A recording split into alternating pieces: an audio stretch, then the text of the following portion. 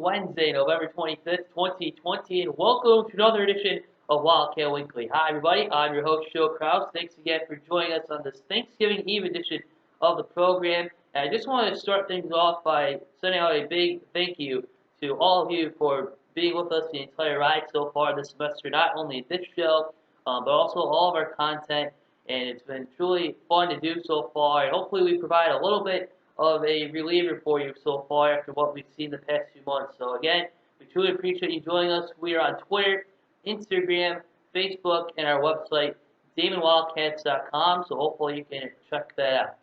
Now, as you know, Wildcat Weekly, the past 2 weeks, we've had on either a student athlete or a coach to provide how they're preparing for the upcoming season, their past success with Wildcats, what it's meant to them to be a Wildcat overall. But this week we have a pretty big guest for you, as we are joined this week. She is the Director of Athletics here at Damon College. She's held that role since 2018. She has over nearly 30 years of experience in athletics administration and athletic training.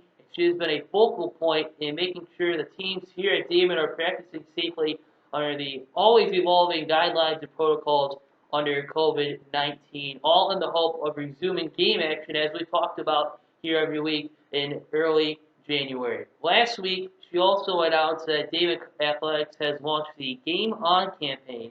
The Game On campaign is a new fundraising campaign and initiative seeking donations to the Damon Wildcats Gotta Play Fund, and you can donate right now at DamonWildcats.com/GameOn. And so far, I've heard some pretty good things with how the donations have started, and hopefully you can chime in as well. So without further ado, just going to talk about the Damon Wildcats Gotta Play Fund, as well as where we've been as an athletics department this semester and where we are going. Please welcome to the show our Director of Athletics, Ms. Traci Murphy. And we are back on Wildcat Weekly with the Director of Athletics here at Damon College, Traci Murphy. Traci, thank you again for joining us this week, and how are you doing today? Doing great. Thank you very much, Joe. Happy to be here. And we have a lot to get to in this program, Traci. I wanted to start off here.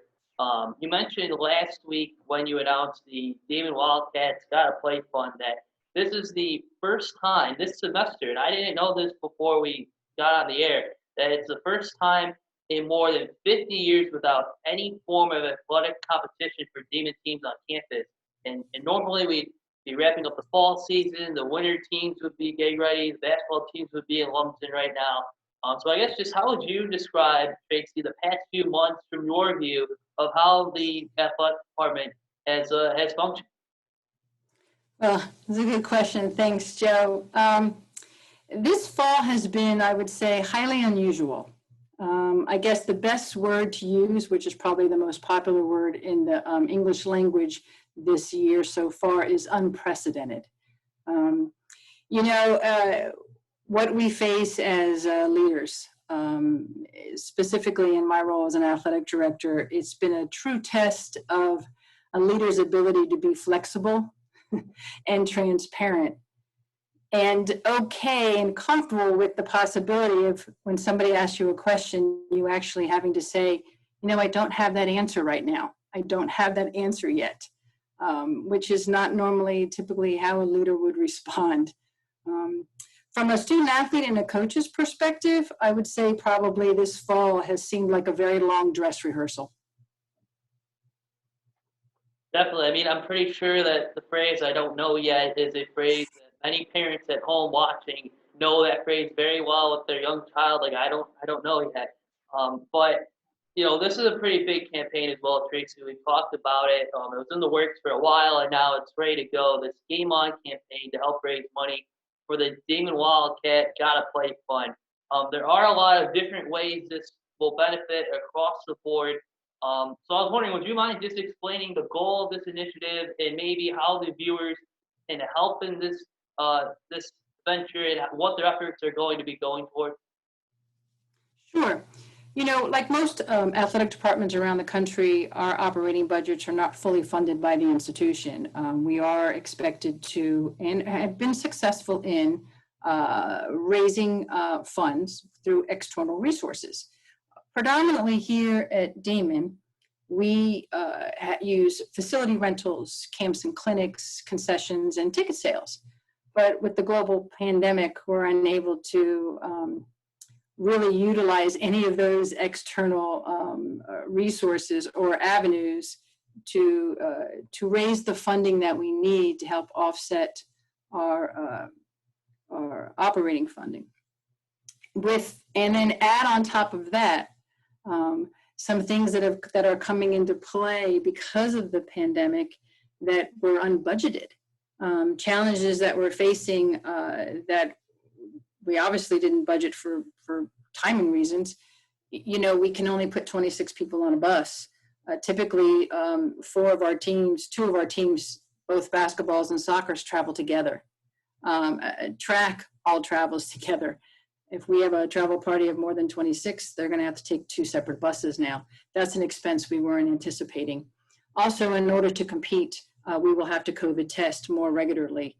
We're doing it once a week now for regular season, and then once the competition starts, it's 2 or 3 times a week, depending on how many competitions we have. That's going to cost us money as well. And then, of course, you know, the way we do meals. We won't be going to restaurants this year. We'll have to order ahead, or we'll have to do, if it's an overnight trip, we'll have to do probably a meal at a hotel, which is typically more expensive than going to a restaurant. So those things are unexpected. And so we need to find funding resources. So we came up with this campaign about Game On. And the idea basically is for family, friends, and fans to help us by purchasing seats in our Lumsden Gymnasium. Basically, we're working towards a virtual sellout. You can get you can buy 1 seat, you can buy 5 seats for a family pack, you can buy 10 seats for an alumni pack. There's varying ways in which you can help support your Damon Wildcats through this initiative.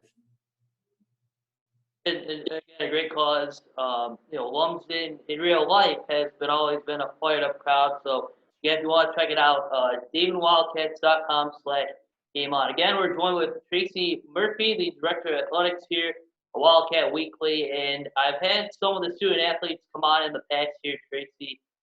They've said they've been really excited to be back on campus. They know there have been some adjustments, but overall, they're just happy to be out of the house, doing something, seeing their friends, going to the library. What feedback have you received from the athletes so far, and how important would you say this might be more than ever before, but the idea of self-care, mental health, so far from everybody on campus this semester?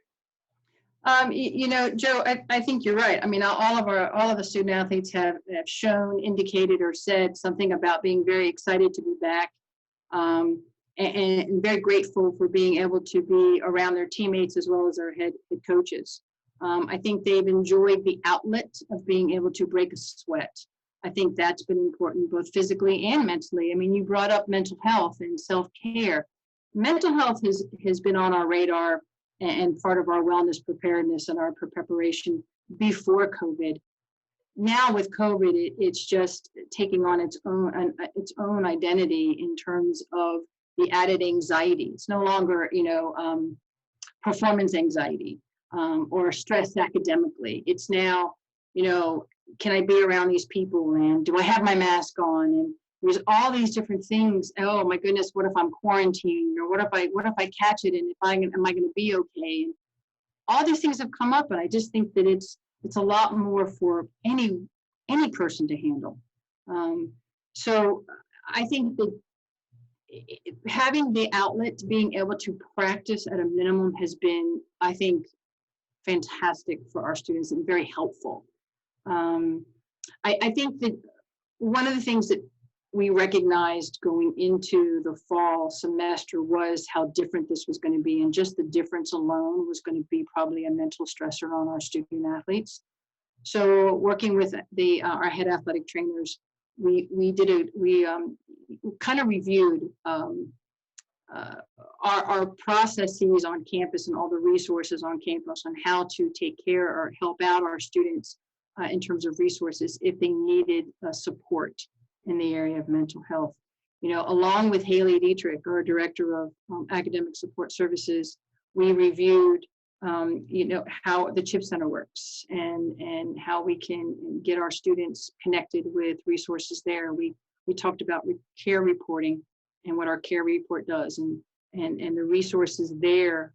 It's a team of people that, it's an early alert system to students that may have some problems. And we reviewed how to use those resources for our coaches, so that if they notice something, if our athletic trainers notice something, if our staff notices something, that we get them the support that they need right away. And I think that's really important. And being on the ready, I think that's also key. And I think setting up our coaches for success there probably helped a lot this semester. There are so many other different pieces that just help to make sure that even in a normal scenario, of making sure that the athletes, the coaches, everybody's in place. I think I saw the other day in class there's like 23 different parts of the campus, and they all like interconnect. So it's been interesting. Yes. And then we actually added on top of that, Joe.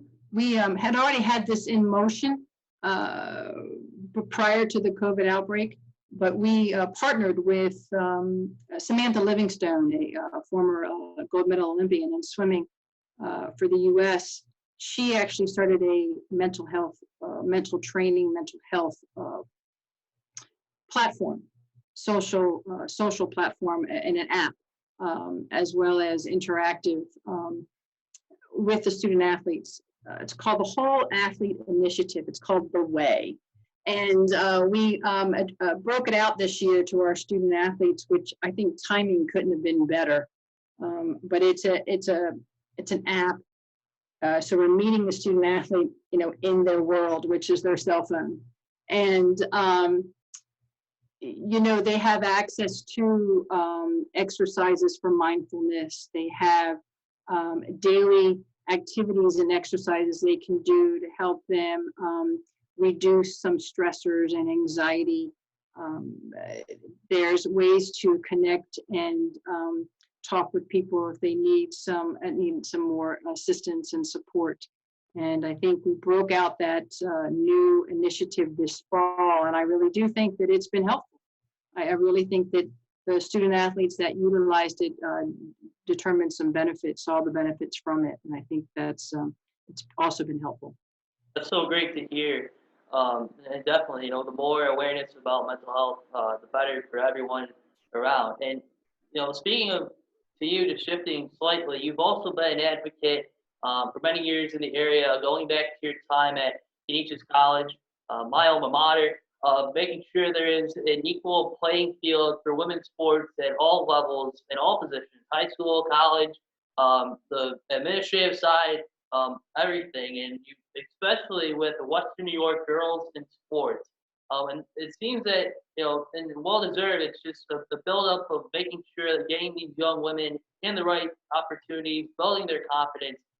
Where have you noticed a change or growth, Traci, the most in terms of promoting women's sports? And what are maybe the next necessary steps here within the next 5 years or so of building on this momentum? Yeah, Joe, I'm glad you brought that up.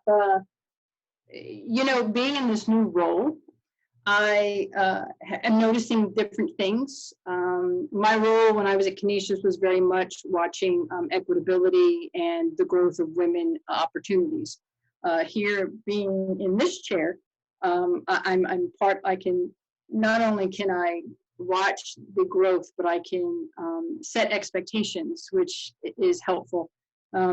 But what I've seen as a woman who is a director of athletics at a Division II institution is the amount of women who have become athletic directors at the Division II level.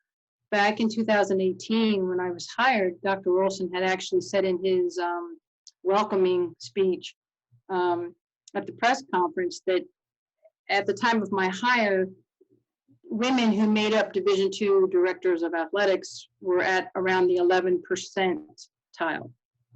It's 2020, and a result that I received last week was women now make up 21% of the athletic director seats in Division II. So I think that that's growth in women leadership roles is now becoming something on my docket to kind of help with.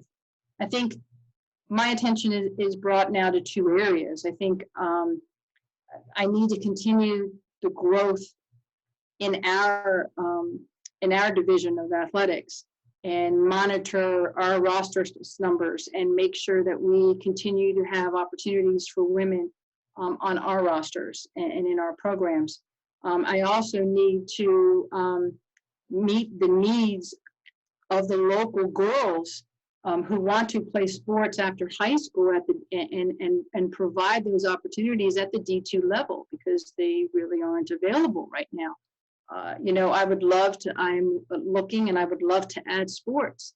I mean, I think we have the area has a market for field hockey, for lacrosse, and for rugby. And I think the ECC sponsors a couple of those sports, so there's opportunities for championships there. And I think that's something that it's my responsibility to continue to evaluate and find a way and at the right time to add those programs to our division. I think that's really important in part of this growth that you were talking about. The other area that I think that is important for me to keep an eye on is providing professional development for those women that are currently within my division, and mentor those in my division and help them achieve the goals that they may want to achieve. Some may want to find themselves in administrative positions. Some may be current assistant coaches that may want to be head coaches. I need to continue to find ways to give them support and opportunities for growth and development. And that's so huge. The last part you mentioned, Traci, because unfortunately, in not every occupation, there aren't those many people that are at the top and are willing to say, "Hey, how can I help?" So that's really cool to see.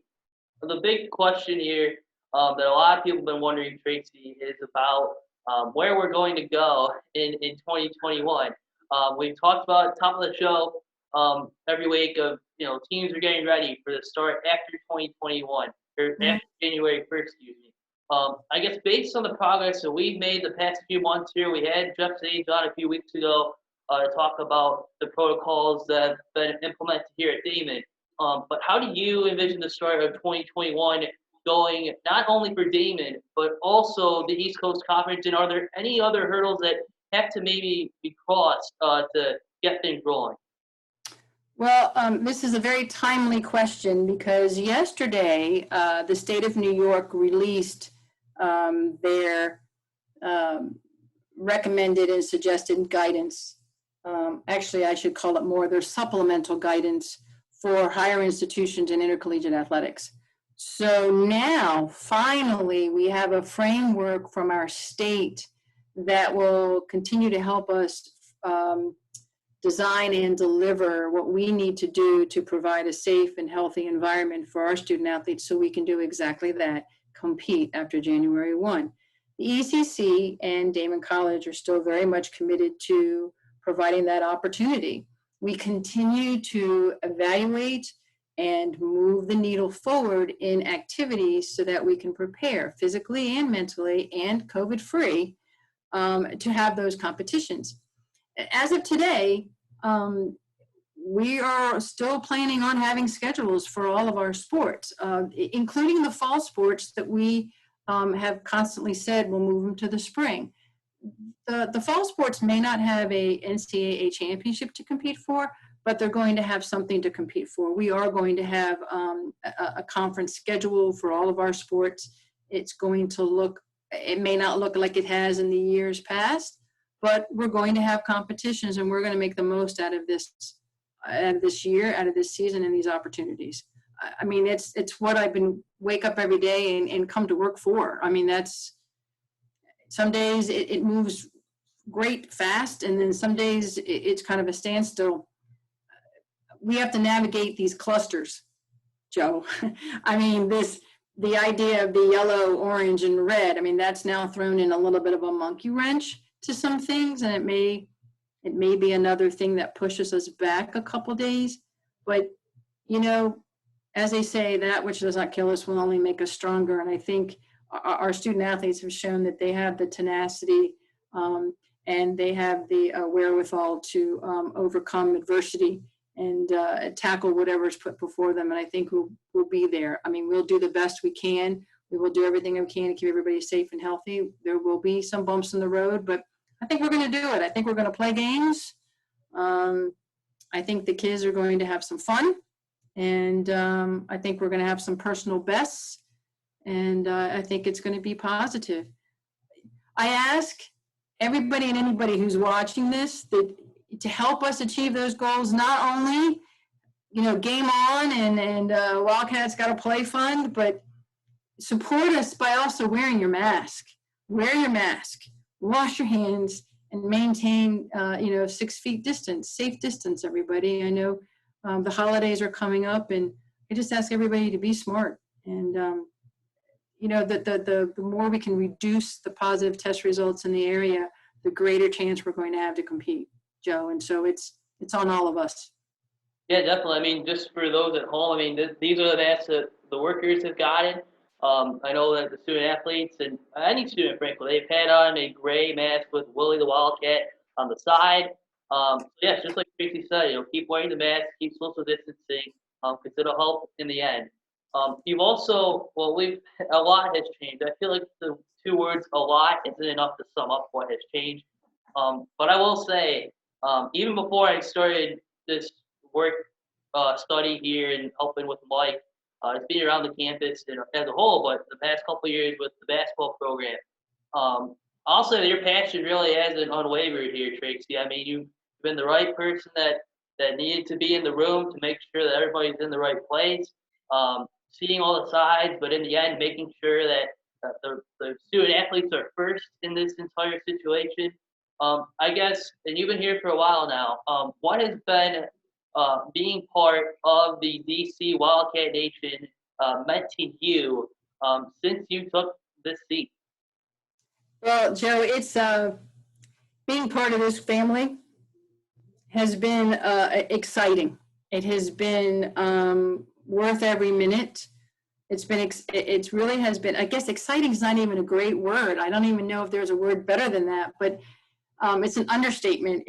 But to work for these student athletes every day and with the faculty and staff in our division and across the campus, I'm very fortunate. I feel very, very fortunate to have this position and to work with such amazing people. I've enjoyed the transparency and the leadership. And I can't get over how the willingness across this campus for everybody to pitch in and help and to collaborate. The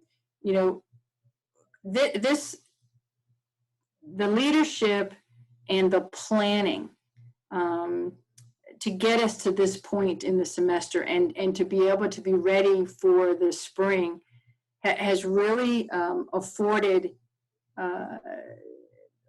a positive experience for our students. The amount of planning that has gone into everything and being part of that planning team and committee has been an incredible experience.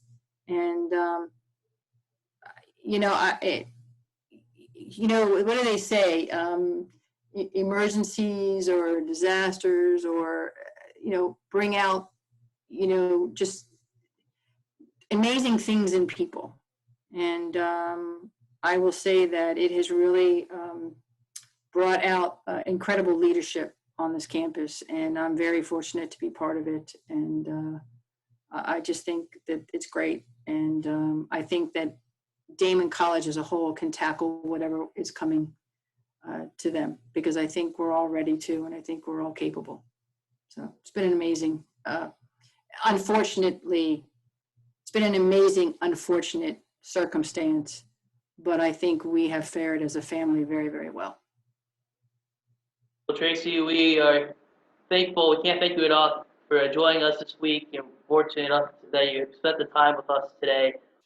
Have a great Thanksgiving with your family, and we'll talk to you soon, okay? You too, Joe. Thank you very much, and have a happy Thanksgiving. Thank you. Bye-bye.